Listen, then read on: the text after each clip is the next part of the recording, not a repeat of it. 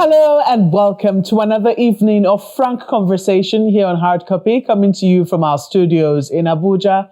I'm Ogoni. On Monday this week, the President of the Court of Appeal, Justice Monica Dongban-Mensem, set up a special 3-member panel to look into all the appeals emanating from the Rivers State political crisis. It's no news that the immediate past governor and Minister of the FCT, Nyesom Wike, has been at odds with the current governor, Siminalayi Fubara, whom he had presented before the people as his most capable successor. The fallout of their conflict has led to a deluge of cases before both the State High Court and the Federal High Court, thereby leading to conflicting and confusing judgments. The Court of Appeal has now set up this special panel to streamline and expedite resolutions to the mounting number of cases making their way to the Court of Appeal. Now, while this is commendable, many wonder if a judicial resolution is what both parties need to bring an end to the crisis in the state. Given that court judgments are usually given in favor of one party against the other, can the political crisis in Rivers be brought to an end by judicial pronouncements, even if they emanate from the highest court in the land? On Hard Copy tonight, I speak with George Kobani, who is a security professional from Rivers State. He and other fellow security professionals have been advocating for an end to the Rivers crisis, highlighting the damage they believe is causing the economy of the state. George Kobani, welcome to Hard Copy. Martha, thank you. Glad to be here. I want to quickly run through, some of the recent events that have happened over the last 2 weeks that, you might want to comment on. Let's take a look at this. The ruling of the Federal High Court barring the disbursal of any more funds to the state based on what it terms illegitimate budget. Fake news suggesting that the governor had shut down oil companies in the state. The setting up of a special panel, at the Court of Appeal, and a media chat by the former governor. Some people will say the Rivers is always in the news. It's always in the news. You hear one thing or the other, one day or another. I'm just wondering whether you think that this Court of Appeal, this special panel from the Court of Appeal, can actually put an end to what it is that we've witnessed in Rivers so far. Yeah, Mark. So that's our hope. That's our expectations. As a citizen of Rivers State, as an indigenous of Rivers State, and as a security professional with an economics background, I'm very, very concerned, and not just me, other Rivers security professionals, other ordinary citizens of Rivers State are really concerned about the fact that the continued political conflict in Rivers State is having significant amount of damage on the Rivers State economy. It's having a significant impact on the investment climate in the state. As I once used to work with the former chief economic advisor to the president, Dr. Magnus Paco. And at that time, he used to say something, and he always said that capital is a coward. And what this means is that capital does not thrive and does not like to stay in an environment where there's uncertainty, where there's instability, and where there's, too much conflict. So just by the fact that we have Rivers State is in the news for all the unfavorable reasons is quite unfortunate. It's quite sad. And we wish Rivers State was in the news, we wish we're hearing that there's a new port in Rivers State. We wish we're hearing there's a new shipbuilding facility in Rivers State. I wish we're hearing we're adding megawatts to the grid from Rivers State's power generation. That's the kind of news I would rather have in Rivers State. So that's the basis for our concern as Rivers State professionals, that this is not good for investment in the state. Now, in terms of, we hope that, like you said, Malpe, there's a number of judicial cases in several courts at several jurisdictions. And, I'm not a lawyer. I'm not in the legal profession in any way, but I know that can certainly be good for investment. That certainly can be good for uncertainty. You've said quite a number of things. You've talked about, capital fleeing in the face of conflict. It's a coward. And some people will say, well, that's the same thing that, has been said about Nigeria, when people talk about, the place being a very risky place to do business and the capital will flee being a coward. But, we've seen companies that are willing to take the risk and they know that the return on investment has been, very worth the risk. So some people will say the same thing about rivers. I'm sure if you were to speak with the governor today, he will say there's nothing wrong with his state. Those who are doing business are doing just fine. So, precisely at the risk of indicting professionals in my own field, would we say, is it that perhaps what has been in the news is what newsmen believe will sell rather than the true situation of what is on the ground in the state? That's a very good point, Amalpe. And while Rivers State, as well as Nigeria as a whole, may not rank favorably in terms of these indicators, political risk, there will be some companies, there will be some swashbuckling entrepreneurs that might be willing to take the risk to invest in Nigeria. But then again, you have to realize that Nigeria is competing with the rest of the globe. We're competing for capital. We're competing for human talent. We're competing for relevance. So look, for example, Lampe, you as a young IT professional would never consider going to Rivers State or Port Harcourt to work. Even as a Nigerian, even within Nigeria, Rivers State doesn't have a fantastic reputation. Talent is so important, Mark, in the scheme of things today. While we have physical resources like oil and agricultural resources, the war for talent is real globally. And if you are creating an environment where even human beings, the people, do not feel that there's certainty in this environment, it's not good. There's nothing positive about a negative perception. People would say that the Niger Delta has always had its own peculiarities, even without a political crisis being added to it. It's always been a high-risk zone, especially since the advent of kidnapping, pipeline vandalism, some activism, etc., etc. It has raised the temperature of the Niger Delta area. So even if all were well and everything was chummy amongst the political actors, do you think that it will still be considered a naturally safe place for investors? Absolutely, Malpe. Absolutely. I don't know if you yes remember or no. Absolutely, yes. River State was not always like this. I don't know when I was growing up, River State was called the Garden City. When you were growing up is a long time ago. I'm talking about recent but you asked, okay, yes. And why? Okay, now what was the reason for how did kidnapping arise? I was a young man when we began to see when the agitation in the Niger Delta began to arise. Why did it begin to arise? As a result of injustice and the fact that people were now beginning to realize that there is a lot of injustice in this system.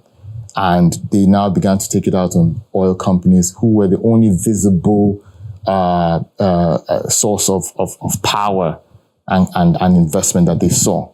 They didn't blame the federal government because they didn't see the federal government was some abstract people in Abuja and Lagos. They saw the oil companies, they saw the engineers, and that's when they became a target. So River State and the Niger Delta has not always been unstable. So I kind of disagree in that way.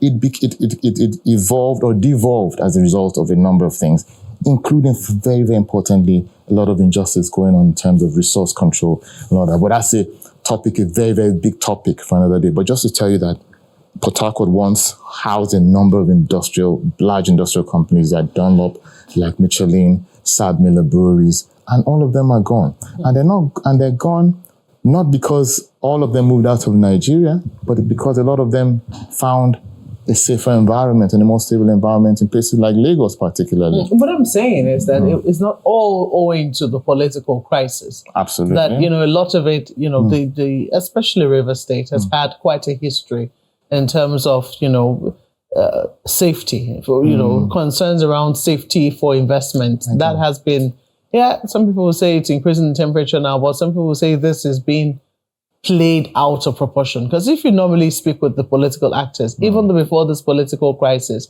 they will always tell you that, concerns around safety have been blown out of proportion.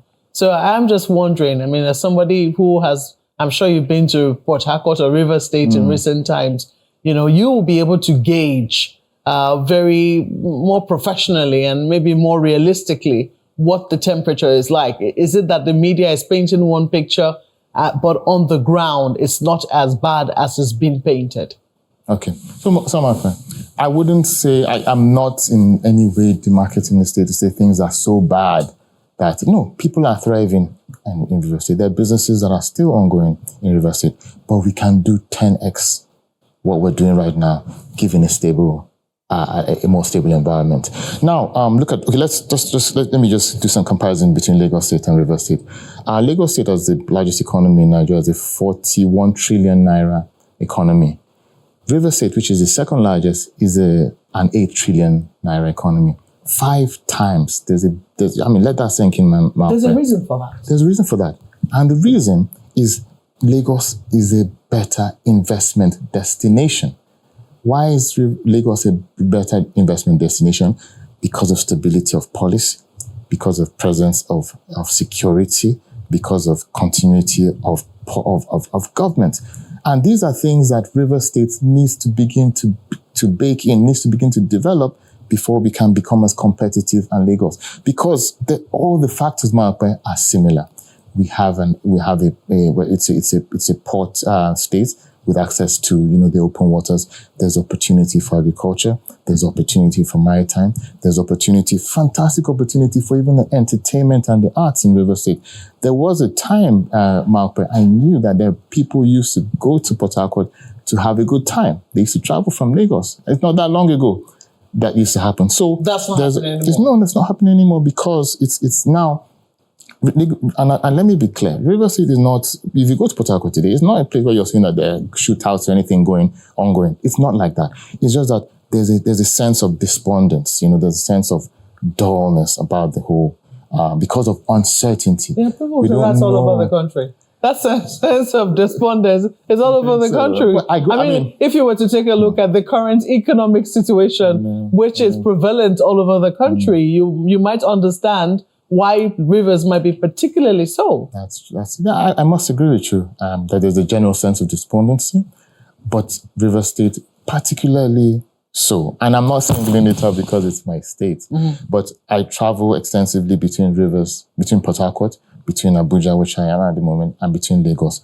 And you see, Lagos is a place where there is still vibrancy, there's still hope. Yeah, Lagos people complain about, how things are, but they get on with it.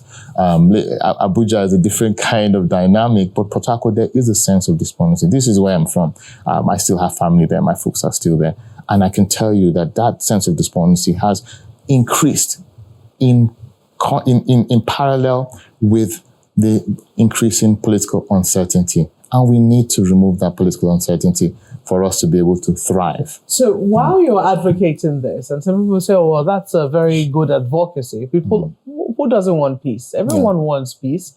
But the question is, where are you taking this advocacy? Are you speaking with the political actors involved? Have they been receptive to what it is that you have had to say to them? Well, yes, in terms of speaking, because so River State politically, it's not a very big place in terms of the fact that everyone knows everyone. And you see this conflict that they're having. These are people that have known each other for decades. As you well know, the current governor, His Excellency Sim Fubara, he's a political godson of the governor. This is something that they are being spoken to on a very regular basis by the same people that brought them to where they are today. So yes, I think they're hearing both sides of the argument, and yes, people are appealing to both of them to sheathe their swords and find the middle ground for sake of the state. You don't think it's gone too far? Because in the initial days when this conflict started, we saw attempts, even by the president, no less than the president, to invite all the parties concerned, to have a meeting and come up with a resolution. And we saw that resolution. And indeed, we saw the governor go back and he said, no price is too big for peace in the state. But shortly afterwards, it was seen that things tumbled and went downhill. We heard people in River State dissatisfied, quite a number of groups, quite loud, dissatisfied with what the president had brokered between both parties. And it was seen that, since that time, there has been all efforts to, command peace has been unsuccessful. So in your own estimation, where precisely did things go wrong? And do you think that there can be peace without a sense of justice in River State? Okay. So to your first question in terms of what went wrong in the first negotiation, I think from the feedback from what all the parties have said, it seemed like one of the parties entered the negotiations a bit unprepared. The negotiations with the president? It was not a negotiation with the president. It was more like, I'm trying to resolve a crisis here. I'm a trained negotiator.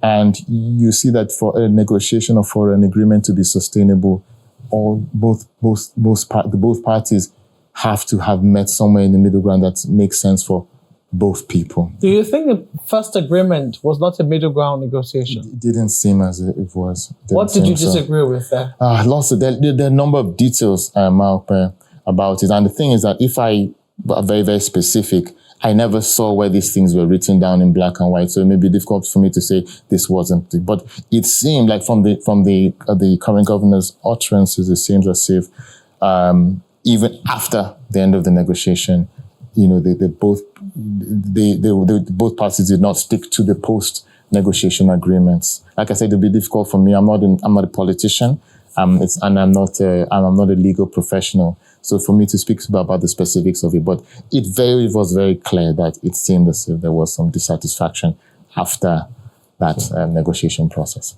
Do you think another... And you can't stop negotiating. I say this again, that there's nothing at all, absolutely nothing wrong with us coming back to the table and saying, let's give this another shot. Let's give this another go. Because, this other discussion didn't really go the way we should have gone. In business, it's possible. In politics, it's possible. Even at home, it's a continuous process of shifting ground and when new facts emerge. So I think there's nothing wrong with trying to come back and negotiating something that makes sense for everyone. When you started this conversation, you came up with the instance of Lagos State. You compared Rivers with Lagos State. And part of the reason you cited for the success that Lagos seems to have made of its economy is the political stability of the state. And some people will say, well, that didn't come, easy. It came, it hasn't come without opposition. The political stability that you say Lagos has enjoyed and the continuity, by the president. Absolutely. Who has been literal godfather in the APC. They used to call him the leader of the APC and there was no such position, or there is even still no such position within the constitution of the APC. And it would seem that every other attempt, for anybody to try and assume such a position has been met with very stiff opposition in any other state. So do you think that sometimes when people get into office, and we've seen this over and over again, the fallouts between political godfathers and their godsons, we see it over and over again. And we see a total deviation. And it's not good. So there are consequences as a result of that. So do you think that perhaps it needs to be a more, I don't know where to put it now, because some people say it's a very tricky line to draw between, being taken advantage of and what is actually for the good overall development of the state. Yes. Okay, so it's a fantastic point you raise. The point about Lagos is that even in that level of continuity of the state, there is still democracy. There's still internal democracy. The choice of successors, subsequent successors in Lagos State, as you can see, it's competitive, and it's not been smooth sailing in Lagos State. You know what I'm saying? As in people, the last governor before the current governor did not have, it was not an automatic shoo-in for him. So even within that structure of continuity, as we call it, there's still internal democracy. There is dissent. There is brickbat. There's negotiation. There's exchange. There's people giving and taking. I'll give you an example. So China is a one-party country, and a lot of people say there's no democracy, there, and it's actually not the case. There's a lot of internal democracy in that party. For you to rise to positions of of relevance in a single party state or single party country. You have to have capacity. You have to be able, there's a lot of give and take. So there is democracy even in that process that you see in Lagos State. It may look as if it's some Chinese situation, but it's not. And I'm sure politicians in Lagos State will tell you that it's not a situation where one person is dictating everything. Yeah, that's what I'm saying. So at the end of the day, do you think that this is something that River State should, yes. Yes. So I also say that we need to develop a high level of political maturity in the Niger Delta, not just River State, where sometimes you have to shield your own personal ambitions in the interest of the greater good. And I'm saying this from both sides of the argument. None of the two. For both sides, there has to be the realization that let's do this in the interest of the state.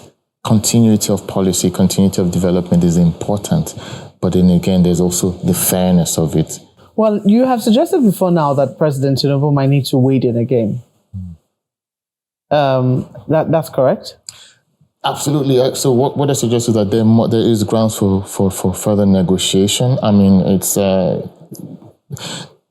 the president has many things to do and many things to face. So it's not a call at all. I'm not in any position to call for such a thing. But even if it's like a committee, a body of respected people who both parties will respect, and if it's the eminent personalities from River State, the eminent personalities from many parts of Nigeria who could get together and be given a mandate to resolve this thing. It's been done many times in our past, where it's been done within political parties, even in the PDP. They're both members of the PDP, and respectfully, the PDP has done this in the past.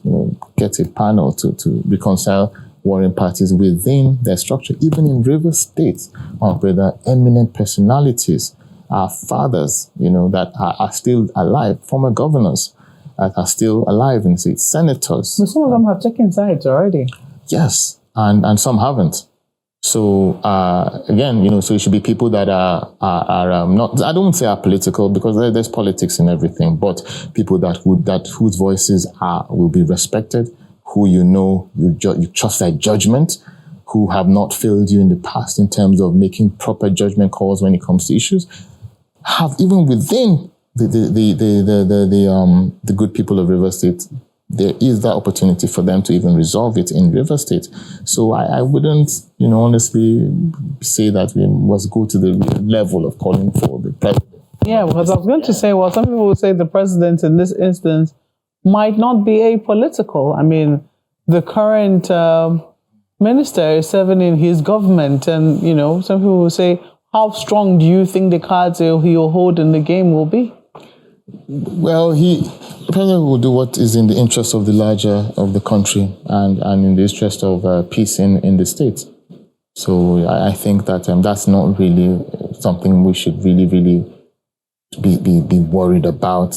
He will do he's now the president, and he will do what's in the interest of the overall good of the country. All right. Just before we go, I was just going to ask you this last one. This is from a statement that the president released this week, honoring the Ogoni Martyrs. I don't know, for a song from River State, did you feel anyway when you heard that particular pronouncement honoring the memory of Ken Saro-Wiwa and other martyrs who were lost during the advocacy for the cleanup of Ogoni land?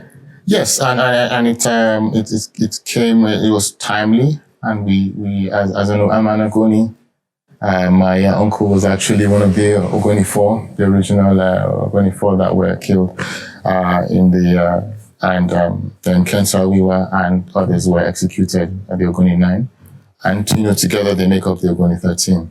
And it was very unfortunate what happened in Ogoni at the time. And it's very unfortunate that we lost the best of our people. We had an SSG, we had several eminent Ogoni sons that died in that process. So it's a good thing, I think. It's an evolving discussion, because my and we're all bound by family ties. You know, the Sawiwas, the Orages, the Badis, the Kobanis, where I'm from, and we still get together. We're still friends. You know, and it's very unfortunate the misunderstandings that created this situation. And I'm happy that the federal government. But I think what you probably might be asking is, should there be, you know, who should be recognized, and in what way should they be recognized? And, you know, there's also been talk about exonerational, and that's it's an evolving discussion, which, you know, I'd like to, we have leadership in Ogoni. We have leaders representing, you know, the interests of Ogonis, and people speaking for us, such as Dr. Ledo Mitanko, and they're having that conversation about it. Okay. Well, there's supposed to be a conversation. Yes, it's going on. I don't know whether it's something that you look forward to, and what else you'll be looking to see emerge from that recognition and mention given by the president. So what we will see is recognition of the struggle, recognition of the fact that the Ogoni struggle was there was a reason for it. It shaped, you know, my childhood, and it shaped a lot of the childhoods of the Ogonis. And like I said, we lost a lot of prominent sons, including my uncle.